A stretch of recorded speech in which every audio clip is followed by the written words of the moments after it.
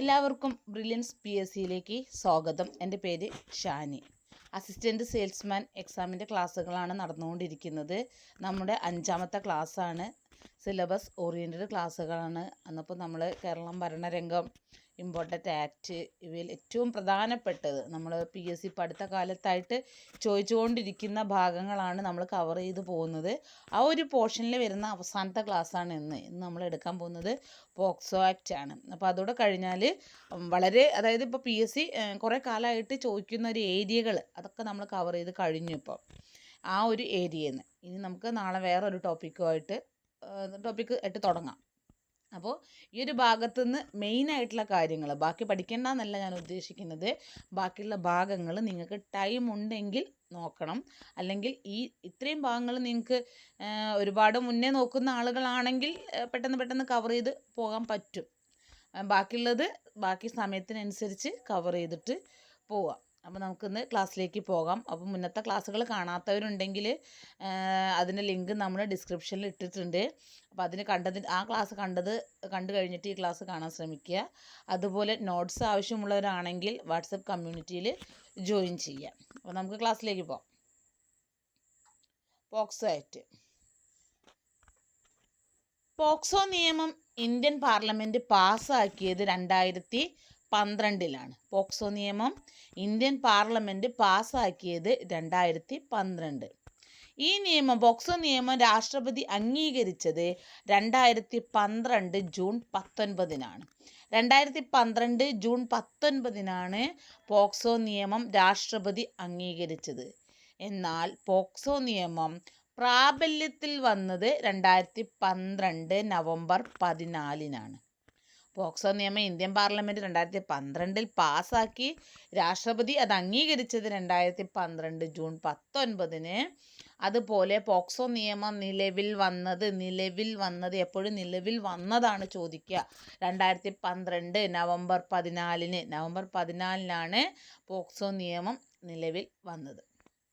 ഇനി പോക്സോ നിയമത്തിൻ്റെ ഭേദഗതി നടക്കുന്നത് 2019. പോക്സോ നിയമ ഭേദഗതി 2019 വരുന്നത്. ഈ നിയമം ലോകസഭ പാസ്സാക്കിയത് 2019 ഓഗസ്റ്റ് 1. പോക്സോ നിയമം ലോകസഭ പാസ്സാക്കിയത് 2019 ഓഗസ്റ്റ് 1. ഈ നിയമം രാജ്യസഭ പാസ്സാക്കിയത് 2019 ജൂലൈ 24. ലോകസഭ 2019 ഓഗസ്റ്റ് 1, രാജ്യസഭ പാസ്സാക്കിയത് 2019 ജൂലൈ 24. പ്രസിഡന്റിന്റെ അംഗീകാരം ലഭിച്ചത് 2019 ഓഗസ്റ്റ് 5. പ്രസിഡന്റ് അംഗീകരിച്ചത് 2019 ഓഗസ്റ്റ് 5. പോക്സോ ഭേദഗതി നിയമം നിലവിൽ വന്നത് 2019 ഓഗസ്റ്റ് 6. പോക്സോ ഭേദഗതി നിയമം നിലവിൽ വന്നത് 2019 ഓഗസ്റ്റ് 6. ഈ പോക്സോ നിയമത്തിൽ 9 അധ്യായങ്ങളും 46 സെക്ഷനുകളും അടങ്ങുന്നുണ്ട്. പോക്സോ നിയമത്തിൽ 9 അധ്യായങ്ങളും 46 സെക്ഷനുകളുമാണുള്ളത്. ഇതൊക്കെ വളരെ ഇമ്പോർട്ടൻ്റ് ആണ് കേട്ടോ. ഈ അധ്യായങ്ങൾ എത്ര സെക്ഷൻ ഉണ്ട് എന്നൊക്കെ ഉള്ളത് നമുക്ക് വിവരാവകാശത്തിലൊക്കെ വരുന്നുണ്ട്. അപ്പോൾ സ്റ്റേറ്റ്മെൻറ്റ് ലെവലിൽ ചോദിക്കുമ്പോൾ ഈ ഭാഗത്തു നിന്നൊക്കെ നിങ്ങൾക്ക് കൺഫ്യൂഷൻ വരും. അപ്പോൾ പോക്സോ നിയമത്തിൽ 9 അധ്യായങ്ങളും 46 സെക്ഷനും ആണുള്ളത്. പോക്സോ നിയമത്തിൻ്റെ പ്രധാന സവിശേഷതകൾ എന്തൊക്കെയാണെന്ന് നോക്കാം. 18 വയസ്സിന് താഴെ പ്രായമുള്ള കുട്ടികൾക്കാണ് ഈ നിയമപ്രകാരം സംരക്ഷണം ലഭിക്കുന്നത്. പോക്സോ നിയമപ്രകാരം സംരക്ഷണം ലഭിക്കുന്നത് 18 വയസ്സിന് താഴെയുള്ള കുട്ടികൾക്ക്. അവിടെ പ്രത്യേകം ശ്രദ്ധിക്കണം. അവിടെ ആൺകുട്ടി എന്നോ പെൺകുട്ടി എന്നോ പറയുന്നില്ല, കുട്ടികൾക്ക് എന്നേ പറയുന്നുള്ളൂ. അപ്പോൾ ഇതിനിടയ്ക്ക് ഒരു സ്റ്റേറ്റ്മെൻറ്റ് ചോദിച്ചിട്ടുണ്ട് ഈ ഒരു ലെവൽ വെച്ചിട്ട്. 18 വയസ്സിന് താഴെയുള്ള പെൺകുട്ടിക്ക് അല്ലെങ്കിൽ ആൺകുട്ടിക്ക് അല്ലെങ്കിൽ കുട്ടികൾക്ക് ഇതിലേതാ കറക്റ്റ് എന്ന് ചോദിച്ചിട്ടുണ്ട് PSC. അപ്പോൾ നമ്മൾ പ്രത്യേകം അത് നോട്ട് ചെയ്യണം. 18 വയസ്സിന് താഴെ പ്രായമുള്ള കുട്ടികൾക്കാണ് ഈ നിയമപ്രകാരം പോക്സോ നിയമപ്രകാരം സംരക്ഷണം ലഭിക്കുന്നത്. ആൺ പെൺ വ്യത്യാസമില്ല. ലൈംഗികാതിക്രമങ്ങളിൽ നിന്നും കുട്ടികളെ സംരക്ഷിക്കുന്നു. ഇത് നിലയിൽ വന്നതിൻ്റെ മെയിൻ ഉദ്ദേശം എന്താണെന്ന് ചോദിച്ചാൽ ലൈംഗികാതിക്രമങ്ങളിൽ നിന്നും കുട്ടികളെ സംരക്ഷിക്കുന്നു. അവിടെയും ആണെന്നോ പെണ്ണെന്നോ പറയുന്നില്ല കേട്ടോ. അതുപോലെ കുറ്റവാളികൾക്ക് കഠിന ശിക്ഷ നൽകും. പോക്സോ കേസിൽ ആരെങ്കിലും പിടിക്കപ്പെട്ട് കഴിഞ്ഞാൽ അവിടെ കഠിന ശിക്ഷയായിരിക്കും ലഭിക്കുന്നത്. കുട്ടികൾക്കെതിരെയുള്ള അതിക്രമങ്ങൾക്ക് പ്രത്യേക കോടതികൾ സ്ഥാപിക്കുക. അതായത് മറ്റുള്ള കേസുകൾ വാദിക്കുന്ന കോടതിയിലല്ല കുട്ടികളുടെ കേസുകൾ വരേണ്ടത്. അത് പ്രത്യേക കോടതി അതിനു വേണ്ടി സ്ഥാപിക്കണമെന്ന് പോക്സോ നിയമത്തിൽ പറയുന്നുണ്ട്. അതുപോലെ ഈ പോക്സോ ആക്ട് വരുന്നത് വനിതാ ശിശു വികസന മന്ത്രാലയത്തിന് കീഴിലാണ്. പോക്സോ നിയമം വരുന്നത് വനിതാ ശിശു വികസന മന്ത്രാലയത്തിന് കീഴിലാണ്.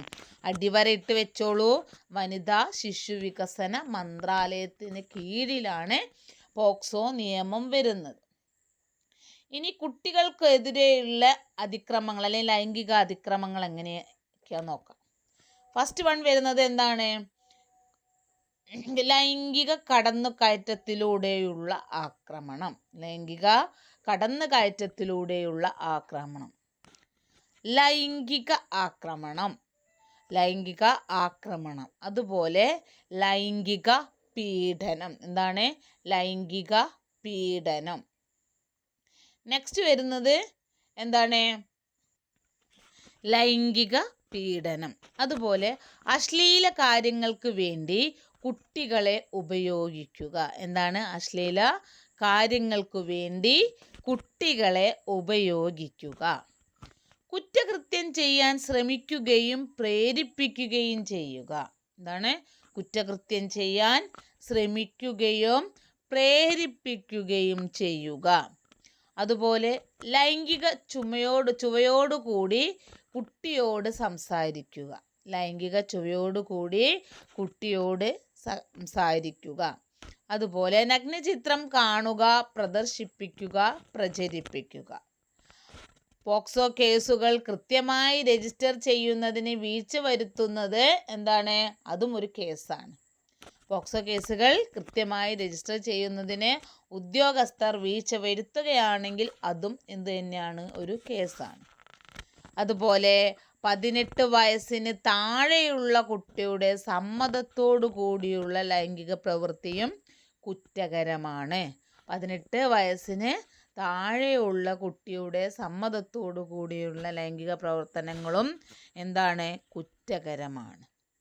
അപ്പോൾ ഇത്രയൊക്കെയാണ് നമ്മുടെ പോക്സോ നിയമപ്രകാരം കുറ്റമായിട്ട് ആരോപിക്കപ്പെടുന്നത്. ഇനി നമ്മൾ പറഞ്ഞു ഇങ്ങനെയൊക്കെ സംഭവിക്കുകയാണെങ്കിൽ നമുക്ക് പരാതി കൊടുക്കണം അല്ലേ? നമ്മൾ ആർക്കൊക്കെ പരാതി കൊടുക്കാം എന്നുള്ളതാണ് ഇനി പറയാൻ പോകുന്നത്. നമുക്കറിയാം എന്തെങ്കിലും ഒരു കേസുകൾ വന്നു കഴിഞ്ഞാൽ നമ്മൾ ആദ്യം പരാതി കൊടുക്കുന്നത് ആർക്കാണ്? പോലീസ് സ്റ്റേഷനിലാണ് അല്ലേ? അപ്പോൾ ഇവിടെ ആർക്കൊക്കെ പരാതി കൊടുക്കാം എന്ന് ചോദിച്ചാൽ അത് നമ്മൾ പഴയതുപോലെ തന്നെ ആർക്കൊക്കെ കൊടുക്കാം? ഒന്ന് ലോക്കൽ പോലീസിന് കൊടുക്കാം. നമുക്കറിയാം എന്തൊരു പ്രശ്നം വന്നു കഴിഞ്ഞാലും നമ്മൾ ആദ്യം കേസായിട്ട് പോകുന്ന എവിടേക്കാണ്? ലോക്കൽ പോലീസിൻ്റെ അടുത്തേക്കാണ്. അപ്പോൾ ലോക്കൽ പോലീസിന് പരാതി കൊടുക്കാം. അതുപോലെ special juvenile police unit. Special juvenile police യൂണിറ്റിന് പരാതി കൊടുക്കാം. അതുപോലെ ചൈൽഡ് വെൽഫെയർ കമ്മിറ്റിക്ക് പരാതി കൊടുക്കാം. ചൈൽഡ് വെൽഫെയർ കമ്മിറ്റിക്ക് പരാതി കൊടുക്കാം. അതേപോലെ തന്നെയാണ് child help line number 1098. Child help line നമ്പറിലേക്ക് നമുക്ക് വിളിക്കാം. 1098ലേക്ക് നമുക്ക് ഹെൽപ്പ് ആവശ്യമുണ്ടെങ്കിൽ വിളിക്കാവുന്ന നമ്പറാണ് 1098. അതേപോലെ നാഷണൽ സ്റ്റേറ്റ് കമ്മിറ്റിക്ക് പരാതി കൊടുക്കാം. പോക്സോ ഈ ബോക്സിൽ പരാതി കൊടുക്കാം. ഇനി പരാതി നൽകി കഴിഞ്ഞാൽ എന്താണ് സംഭവിക്കുക? എന്തൊക്കെ സംഭവിക്കണം എന്നാണ് പറയുന്നത്. എങ്ങനെയായിരിക്കണം പരാതി നൽകി കഴിഞ്ഞാൽ തുടർന്നുള്ള പ്രവർത്തനങ്ങൾ എന്നാണ് നെക്സ്റ്റ് പറയുന്നത്. അതായത് പരാതി നൽകി കഴിഞ്ഞാൽ പരാതി കിട്ടി 30 ദിവസത്തിനകം മൊഴി എടുത്തിരിക്കണം. അതായത് പീഡിതയായ കുട്ടിയുടെ മൊഴി 30 ദിവസത്തിനകം എടുത്തിരിക്കണം എന്നുള്ളത് നിർബന്ധമാണ്. അതുപോലെ മൊഴി രേഖപ്പെടുത്തേണ്ടത് SA റാങ്കിൽ കുറയാത്ത ഒരു വനിതാ പോലീസ് ആയിരിക്കണം.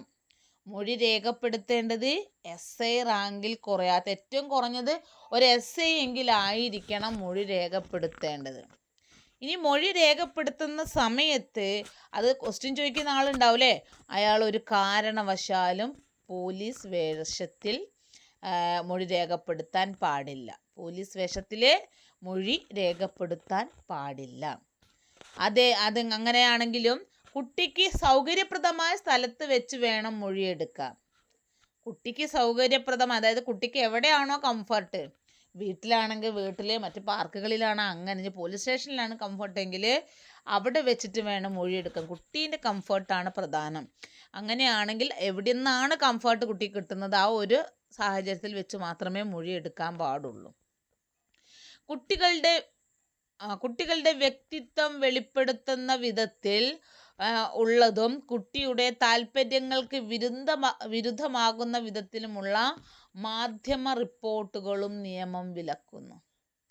അതായത് ഈ കുട്ടിക്ക് എത്രയേ ഉള്ളൂ, കുട്ടികളുടെ വ്യക്തിത്വം വെളിപ്പെടുത്തുന്ന വിധത്തിൽ ഉള്ളതും അതുപോലെ കുട്ടിയുടെ താല്പര്യങ്ങൾക്ക് വിരുദ്ധമാകുന്ന വിധത്തിലുമുള്ളതുമായ മാധ്യമ റിപ്പോർട്ടുകളും ഈ നിയമം വിലക്കുന്നു. കാരണം മാധ്യമങ്ങൾ എവിടെയോ അടിച്ചു കയറി വരുന്ന ആളുകളാണ്. അപ്പോൾ ഈ ഒരു കാര്യത്തിൽ കുട്ടിക്ക് ബുദ്ധിമുട്ടാകുന്ന രീതിയിൽ മാധ്യമങ്ങളൊന്നും ചെയ്യാൻ പാടില്ല. അത് നിയമം വിലക്കുന്നുണ്ട്. വൈകല്യങ്ങളുള്ള കുട്ടിയാണെങ്കിൽ കുട്ടിയുടെ വിനിമയ രീതികൾ തിരിച്ചറിയാൻ സാധിക്കുന്ന ആരുടെയെങ്കിലും അല്ലെങ്കിൽ സ്പെഷ്യൽ അധ്യാപകരുടെയോ സഹായം തേടേണ്ടതാണ്. വൈകല്യങ്ങളുള്ള കുട്ടിയാണെങ്കിൽ, എന്തെങ്കിലും വൈകല്യമുള്ള കുട്ടിയാണെങ്കിൽ ആ കുട്ടി പറയുന്ന കാര്യങ്ങൾ മനസ്സിലാകുന്ന ഒരു വ്യക്തി അല്ലെങ്കിൽ സ്പെഷ്യൽ അധ്യാപകരുടെയോ സഹായം നമുക്ക് തേടാവുന്നതാണ്. കുട്ടിയെ യാതൊരു കാരണവശാലും രാത്രി പോലീസ് സ്റ്റേഷനിൽ നിർത്താൻ പാടില്ല. എന്ത് തന്നെ സംഭവിച്ചാലും കുട്ടിയെ രാത്രി പോലീസ് സ്റ്റേഷനിൽ നിർത്താൻ പാടില്ല. ഇതൊക്കെ അടിവരയിട്ട് വെച്ചോളൂ. ഇതൊക്കെ ചോദിച്ച ക്വസ്റ്റ്യൻ ആണ് കേട്ടോ. ഈ ഒരു ക്വസ്റ്റ്യനൊക്കെ സ്റ്റേറ്റ്മെൻറ്റ് ലെവലിൽ നമുക്ക് കിട്ടും. ഇവിടെ പോക്സോ ആക്ടിൽ നിന്ന് നമുക്ക് സ്റ്റേറ്റ്മെൻറ്റ് ലെവൽ ക്വസ്റ്റ്യൻ ആണ്. ഇപ്പം നമ്മൾ കഴിഞ്ഞ വിവരാവകാശവും മനുഷ്യാവകാശവും വനിതാ കമ്മീഷനും അങ്ങനെയൊക്കെ ഈ ഒരു ഏരിയയിൽ നിന്നൊക്കെ നമുക്ക് ക്വസ്റ്റ്യൻ വരുന്നത് സ്റ്റേറ്റ്മെൻറ്റ് ലെവൽ ക്വസ്റ്റ്യൻ ആണ്. അപ്പോൾ ഈ ഒരു ഭാഗം നന്നായിട്ട് പഠിച്ചിട്ട് തന്നെ എല്ലാവരും പോവുക. അപ്പോൾ അടുത്തതാണ് എന്താണ്, ആക്രമണത്തിന് ഇര ആയത് ഒരു പെൺകുട്ടിയാണെങ്കിൽ ഒരു വനിതാ ഡോക്ടറായിരിക്കണം മെഡിക്കൽ പരിശോധന നടത്തേണ്ടത്. ആക്രമണത്തിനിരയായത് ഒരു പെൺകുട്ടിയാണെങ്കിൽ, പോക്സോ നിയമത്തിൽ ആൺപെൺ വ്യത്യാസമൊന്നുമില്ല, പക്ഷേ പെൺകുട്ടിയാണ് പീഡിതയായതെങ്കിൽ ഒരു വനിതാ ഡോക്ടറായിരിക്കണം മെഡിക്കൽ പരിശോധന നടത്തേണ്ടത്. രഹസ്യ സ്വഭാവമുള്ള ഇൻ ക്യാമറ നടപടിക്രമങ്ങളിലൂടെ ആയിരിക്കും കോടതി വിചാരണ നടത്തുക. രഹസ്യ സ്വഭാവമുള്ള ഇൻ ക്യാമറ നടപടിക്രമങ്ങളിലൂടെ ആയിരിക്കും കോടതി വിചാരണ നടത്തുക. സെക്ഷൻ 8 പ്രകാരം ലൈംഗിക അതിക്രമണത്തിനുള്ള ശിക്ഷ 3 മുതൽ 5 വർഷം വരെ തടവും പിഴയുമാണ്. 3 മുതൽ 5 വർഷം വരെയുള്ള തടവും പിഴയുമാണ് ലൈംഗിക അതിക്രമണത്തിന് നൽകി വരുന്നത്. എന്നപ്പോൾ ഈ ഒരു സെക്ഷൻ ഇവിടെ അവസാനിച്ചിരിക്കുകയാണ്. നാളെ നമുക്ക് കോൺസ്റ്റിറ്റ്യൂഷൻ എന്ന പാർട്ടുമായിട്ട് വീണ്ടും കാണാം.